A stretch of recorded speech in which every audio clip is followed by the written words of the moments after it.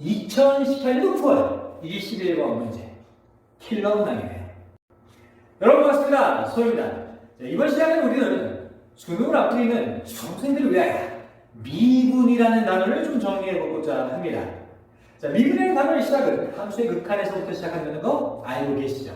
그리고 함수의 극한에서 나오는 다음과 같은 문제들 어떻습니까? 계산 착착착 빠른 시간 내에 정답을 만들 수 있다는 거 저는 알고 있습니다. 자, 이렇게 빠른 시간 내에 정답을 착착착 만들어 가시는 여러분들한테 다음과 같은 질문을 한번 해보도록 하죠. 함수의 극한 왜 배우십니까? 함수의 극한이라는 단어를 갖는 목적은 무엇입니까? 자, 만약에 여러분들이 이 질문을 받고 고개를 갸우뚱하게 된다 그러면 아마 여러분들은 나무는 보고 있는데 나무로 구성되어 있는 숲은 보지 못한 것으로 사료됩니다. 곧 숲을 보고 있는 교수님들이 출제하는 출제 의도를 파악하기 힘들지 않을까 싶기도 하네요. 자, 그래서 이번 시간에 우리의 정리는요, 그 숲을 보고 있는 교수님들의 지혜를 훔쳐보도록 하죠. 다만 그들의 시작은 함수라는 것을 정확하게 파악함에 의해서 시작하는 게 좋겠네요. 나중에 이게 큰 도움이 될 거야. 자, 한번 보자. 자, 함수의 정의 여러분들 알고 계십니까? 알고 있죠. 뭡니까? x값에 따라서 y값이 정해지는 것을 뭐라고 한다? 함수라고 한다 라는 거 여러분들 수도 없이 많이 들으셨을 겁니다. 이 수도 없이 많은 얘기를 들었지만 누군가에게 정확하게 함수가 뭐야? 이해하고 있어? 라고 물어본다 그러면 10중 8구 잘 대답하지 못할 가능성이 큽니다. 자, 그렇다는 건 이 정의를 통해서 함수를 이해했다 못했다? 이해 못했다라는 거죠. 그래서 우리는 함수를 이해하기 위해서 함수의 구성 요소로 그들을 이해해 보고자 합니다. 자, 함수의 기본 구성은 세 가지로 이루어져 있는데, 첫 번째, 정, 의, 역이라는 게 있으면 된다라고 합니다.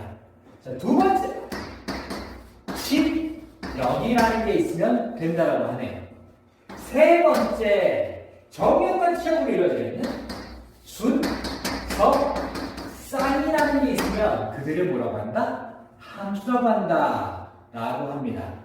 하지만 우리는 아직까지 이해를 잘 못하겠죠. 그래서 이런 예를 들어보면 어떨까 싶네요. 자, 여기 정역이 있습니다.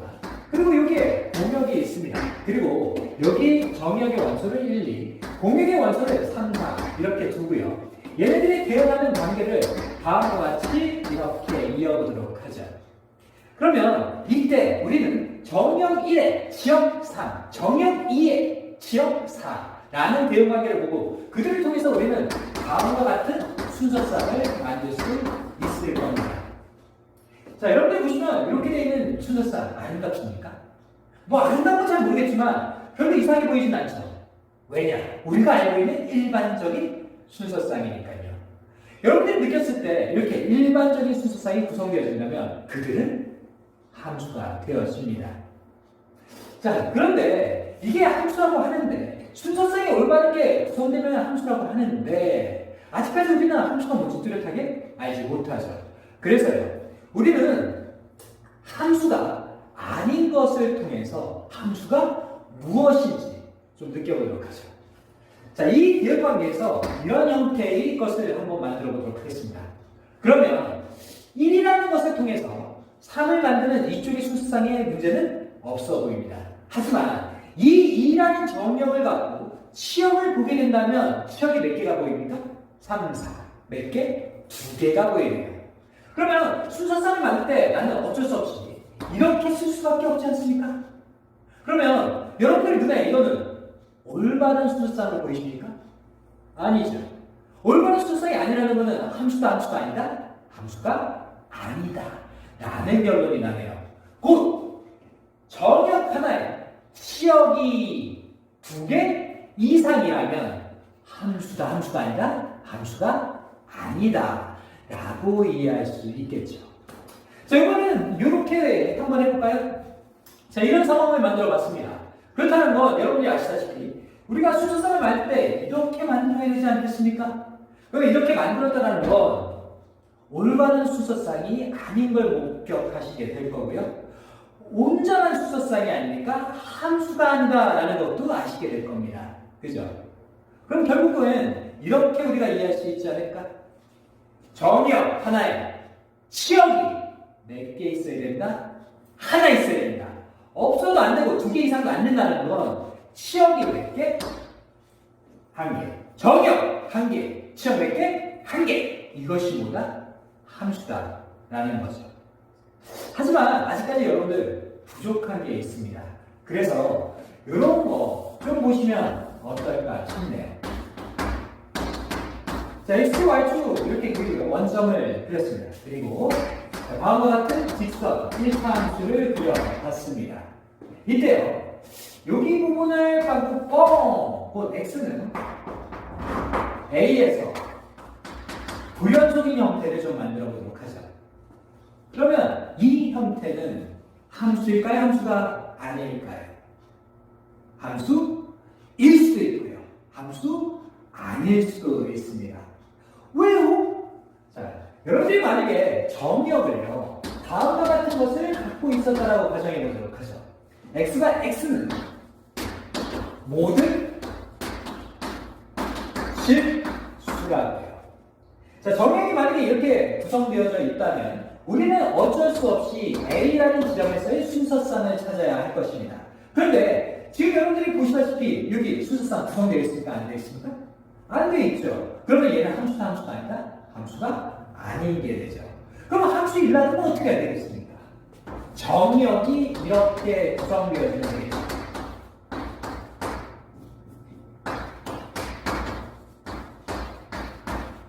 곧 정의역에서 문제가 되는 부분을 빼면 우리는 이 부분에 해당하는 순서쌍은 확인할 필요가 없을 거고요. 확인할 필요가 없으니까 나머지 순서쌍 나왔을 테니까 함수라고 볼 수 있겠네요. 곧 함수라는 것은 기본적으로 무엇이 중심입니까? 정의역이 중심이겠죠. 곧 뭐가 됐든지 간에 일단은 정의역은 주어져야 됩니다. 그리고 그 주어진 정의역에서 지역이 1개 구성된다면 그들을 우리는 함수라고 부릅니다. 자, 여러분들은 그러면 함수라는 걸 이해하셨습니까? 이해하셨죠? 그래서 순서쌍을 만들면 함수라는 걸 이해했습니다. 그런데요, 순서쌍이라는 건 뭡니까? 좌표 평면상에 나타낼 수 있다는 거죠. 나타낼 수 있다는 건 무엇을 얘기하겠습니까? 그래프를 그려갈 수 있다는 게 되겠죠. 그래서 여러분들이 과거를 조금 돌아본다면 이런 형태의 것을 배웠던 게 기억이 나실 겁니다. 자, 중학교 3학년 때 우리 뭐 했습니까? 이 참수라는 걸 배우고 y는 x제곱 이런 거. 이러면서 선생님들은 분명히 다음과 같은 박스를 쓰셨을 거고요. 이 위에다가 어떤 수들을 집어넣기 시작하셨을 겁니다. 그리고 이 수들을 여기 식에다가 집어넣으면서 대응되는 치역값들을 찾으셨을 거고 그 치역값들을 갖고 온전한 순서쌍들을 만드시면서 좌표를 집어나가시고 그 좌표들을 이으면서 이렇게 그래프를 그려 나가셨을 겁니다. 기억나시죠? 그렇죠? 근데 이때 이걸로 끝나셨습니까? 아니었을 겁니다. 선생님들이 이런 말씀도 하셨을 거예요. 자, 만약에 니네가 정의역을 계속 넣는다고 해봐. 그러면 y값들도 계속 나오겠지. 근데 그 y값들이 어떻게 될 것 같아? 계속 커지겠네? 그러면서 그래프가 위로 올라간다 라는 표현도 하셨을 거예요. 얘가 점점 밑으로 간다 그러면 그때 y값들이 계속 증가하겠지. 그러면서 어떻게 될까? 그래프가 위로 올라갈 거야 라고 설명을 하셨을 겁니다. 뭐라고요? 정의역이 무한 계속 가게 됐을 때 그때 y값은 어떻게 되겠냐고요. 정의역 마이너스 무한대로 갔을 때 y값은 어떻게 됐을 거냐는 거예요. 느낌 오십니까? 함수의 극한이라는 것을 배우는 목적은요, 그래프의 양쪽 끝을 계산하는데 그 목적이 있는 겁니다. 그런데 자, 여러분이 이 극한의 목적을 살짝 보신 것 같은데 문제는 이렇습니다. 자, 얘는요, 이 안에 있는 애가 연속이죠. 근데 그래프상에서 여러분들이 아시다시피 연속만 있습니까? 그렇진 않죠. x는 a라는 지점에서 불연속인 그런 그래프도 있지 않습니까? 자, 그렇다면 뭘 얘기합니까? 정의역이 여기서부터 여기까지 하나가 끊어지고 그 다음에 정의역이 여기서부터 여기까지 다시 끊어진 그런 형태가 되겠죠. 그러면 결국에는 정역이 이 부분인 경우는 양쪽 끝이 이렇게 구성이 되어질 겁니다. 그러면서 우리는 무엇을 배웠냐? 좌극한이라는 것을 배우게 된 겁니다. 이쪽 끝을 표현하기 위해서 우리는 무엇을 배운 겁니까? 우극한이라는 것을 배운 거라고요. 철저하게 함수 극한은 그래프의 양끝을 그려가는데 그 목적이 있는 겁니다. 그러면 결국에는 우리의 스토리는 어떻게 되겠습니까? 미분이라는 것은 이 그래프를 온전히 그리는 방법을 연구하지 않았겠습니까? 그렇겠죠. 자, 여러분들은 함수의 극한을 배운 이유를 파악하셨습니다. 함수의 극한을 배운 목적이 뭐였습니까? 그래프의 양끝을 그리는 게 그들의 목적이었던 거죠. 그게 답니까? 그게 답니다. 자, 다만 우리가 지금부터 해야 되는 건 뭡니까? 그래프의 양끝을 파악했으니까 이 안쪽에 있는 그래프를 그려나가야 되지 않겠습니까? 그러기 위해서는 이 안쪽에 있는 그래프가 뭐여야 되겠습니까? 연속이어야 되겠죠. 그래서 배운 게 뭡니까? 연속 성이었던 거죠. 연속은 뭡니까? 좌표가 함수값이 같다. 뭐 그런 거 아닙니까? 자, 그러면 그 다음에 배운 게 뭡니까? 평균 변화율. 순간 변화를 그려야 돼요. 그리고 난 다음에 미분간에서 도함수 그런 것들을 배웠고요. 그리고 접선의 방정식이라는 것도 배우셨을 겁니다. 끝입니까? 아니죠. 그 다음에 뭐 배웠습니까? 극대, 극소라는 걸 배웠죠. 자, 이쯤 왔을 때 우리는 드디어 뭘 했습니까? 다음과 같은 그래프를 그리지 않았습니까? 극대가 찾고요. 극소가 찾고요. 양끝 찾았으니까 어떻습니까? 쭉 부드럽게 이어서 그래프의 대형을 완성했네요. 자, 그러면 미분은 끝이 났을까요? 안타깝게도 아니죠. 자, 여러분이 그래프를 그렸으니까 끝이 났다. 그러면 그들이 목적을 이뤘다 라는 게 아닙니다. 그들은요, 아직까지 과정에 지나지 않습니다. 자, 뭐냐면 그들의 최종 목적지는 어디에 도달해야지 끝나냐? 방정식을 풀므로 인해서 그 형태는 끝이 납니다. 여러분들이 아시다시피 2차 방정식 근해 공식이 있죠. 3차 방정식 근해 공식이 있습니다. 여러분들이 안 봤을 가능성이 크지만요. 하지만 4차 방정식부터는 근해 공식이라는 게 존재하지 않습니다. 그래서 그 어려운 형태들의 방정식을 풀기 위해서 수학자들은 뭐 했느냐? 그래프를 그려나갔고요. 그 그래프 안에서 다른 점과의 교점의 상태를 보면서 여기서 실근이 있다 라는 것을 알게 됩니다. 그 그래프는 방정식을 찾기 위한, 방정식의 실근을 찾기 위한 도구일 뿐인 거죠. 그러면 그들의 최종 목적은 방정식 푸는 거네. 그리고 방정식을 원래는 x의 값을 찾아야 되는 건데 여러분들 지금 알다시피 x의 값을 찾았습니까? 안 찾았습니까? x의 값을 찾는 게 아니죠. 뭐 있습니까? 실근의 개수를 찾은 거죠. 다시 한번 말씀드리면 우리가 만약에 x의 값을 찾는다고 한다면 그거는 고등학교 1학년 방정식 문제에 지나지 않습니다. 고등학교 2학년, 3학년 그 이후부터는 우리는 방정식 문제를 받았으나 질문의 개수를 찾는 게 최종 목적이 됩니다.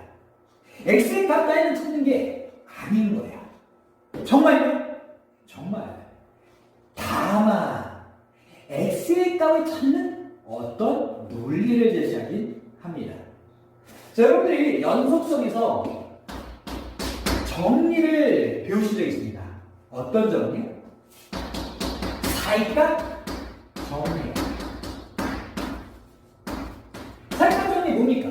다 친구간 A, B에서 만약에 A를 집어넣은 치역값과 B를 집어넣은 치역값이 같지 않고요. 그 사이에 K라는 게 존재한다라고 했을 때 열린 구간 A, B에서 다음과 같은 것을 만족한다면 이 C라는 얘가 어떻습니까? K를 만족하는 얘가 적어도 하나 이상은 있다. 뭐 이런 거 배우신 적 있지 않습니까? 그죠? 자, 그게 뭐냐면 방정식에서 근을 찾아가는 논리를 제시한 겁니다. 논리라는 걸 제시만 하는 거야. 다시 정리하자면 우리는 얘가 뭔지 알 필요가 없는 거야. 컴퓨터한테 명령을 줘서 야, 이렇게 돼 있으니까 이거 찾아봐! 라면서 논리로 끝을 맺는 거죠. 그러면 우리가 미분에서 방정식 문제를 보게 된다면 걔네들은 100%둘 중에 하나로 압축되지 않습니까? 첫 번째 뭡니까? 시근의 개수가 물어볼 거고요. 그런 다음에 사이값 정리를 통한 근의 존재 상태를 물어보겠죠. 그렇죠? 존재! 이거를 물어보는 게 수능입니다. 라는 지혜를 얻을 수 있죠. 자, 이렇게 되어 있으면 우리 모든 걸 다 얻을 겁니까? 그렇지는 않겠죠. 여러분들은 미분의 최종목적, 방정식에 해당하는 내용을 살펴보셨습니다. 그러면 지금부터는 우리는 뭘 살펴볼 거냐? 그 목적을 이루는 도구 부분을 살펴보도록 하겠습니다. 자, 여러분들이 아시다시피 이 함수의 증가, 올라간다, 내려간다, 올라가는 근의 변화를 어디서부터 만들어가셨습니까? 평균 변화율에서부터 만들어가셨죠.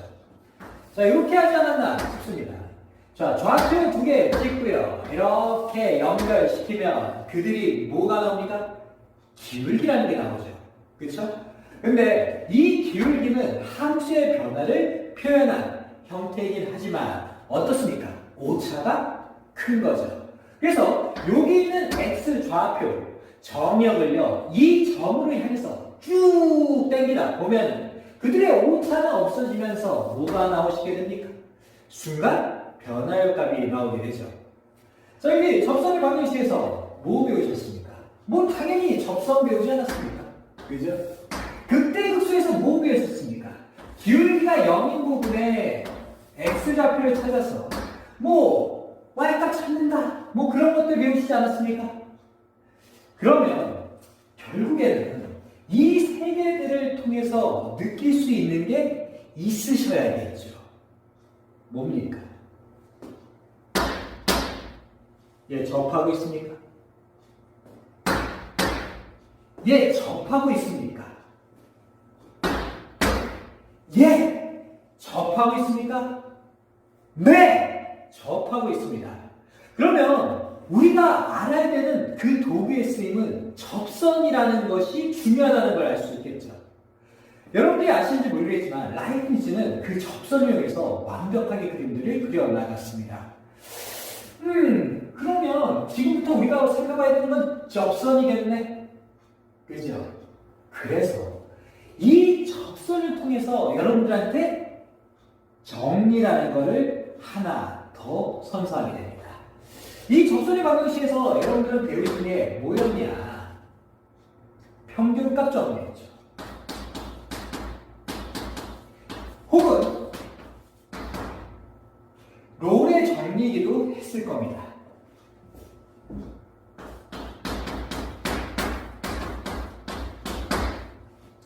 기울기를 갖고 만든 정리인 거죠. 자, 얘도 뭘 밝히는 겁니까? 존재성을 밝히는 문제인 거죠. 그렇다는 건 미분에서 크게 존재를 물어보는 경우는 두 가지가 되겠네요. 첫 번째, 어디서? 사이값 정리에서. 두 번째, 어디서? 평균값 정리에서.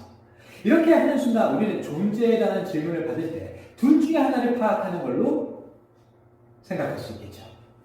그러면 이렇게 우리가 하나의 또 정리를 한 것 같고요. 다른 건 있을까요? 다른 게 있겠죠. 자, 보실까요? 지금 여러분들이 보시다시피 이 그래프에서 이 부분이 순간 변화입니다. 이 부분이 평균 변화입니다. 순간 변화는 평균 변화입니다. 이 두 개의 그래프가 보이시지 않습니까? 이때 순간 변화의 기울기가 높습니까? 평균 변화에는 기울기가 높습니까? 순간 변화에 해당하는 기울기가 높은 거죠. 다시 한번 말씀드리면 이들은 비교 대상이 되어집니다. 자, 만약에 수능에서 기울기에 해당하는 내용이 나온다면 걔네들은 100% 평균 변화가 순간 변화에 대한 비교 혹은 관계성을 갖고 식을 만들게 됩니다. 자, 이것이 교수들이 만들어내가는 지혜입니다.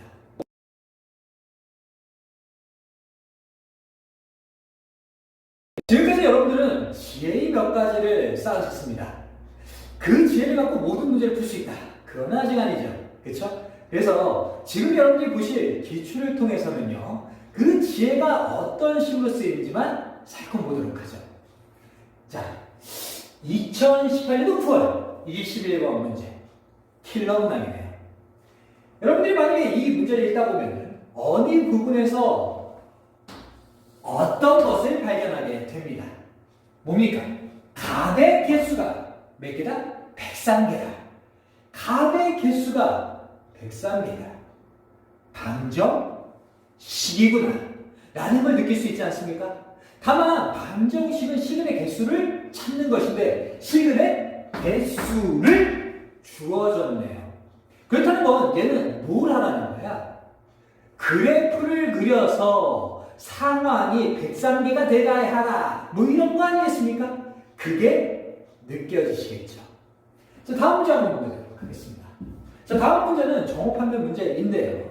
이때 여러 문장이 눈에 보입니다. 적어도 하나는 존재한다. 적어도 하나는 존재한다. 존재한다. 뭡니까? 평균값 정리, 사이값 정리인 거죠. 자, 그것들을 통해서 우리는 이 문제들을 풀지 않겠습니까? 그죠? 그리고 다음 문제입니다. 자, fx가 이렇게 사용자 정의함수로 찢어져 있습니다. 그리고 직선 이렇게 되어 있는 데가 주어지네요. 이때 이 fx하고 이 직선이 만나서 생기는 점의 개수를 gt라고 하면서 뭐라고 합니다. 그러면 이 문제는 어떻게 풀어야 될까요? 당연히 이유는 모를 겁니다. 하지만 이런 건 상식 아닐까요? 뭐가 주어졌습니까? 직선이 주어졌습니까? 그러면 직선은 다른 함수하고 관계를 맺을 때 첫 번째 무엇이 돼야 되겠습니까? 접선이 돼야 되겠죠. 당연한 논리 아니겠습니까? 그래서 그 접선을 기준점으로 해갖고 문제를 해석해 나가는 게 수험생의 기본 자세입니다. 다음 문제 보도록 하죠. 자, 여러분들 보시다시피 지금 이 문제가 뭔지는 모르십니다. 하지만 제가 이 부분이 미분계수에 해당하는 거잖아요. 순간 변화율에 해당하는 값이다라고 해석을 해드린다면 부호가 있으면서 이 부분에 해당하는 게 자연적으로 해석이 되어지실 겁니다.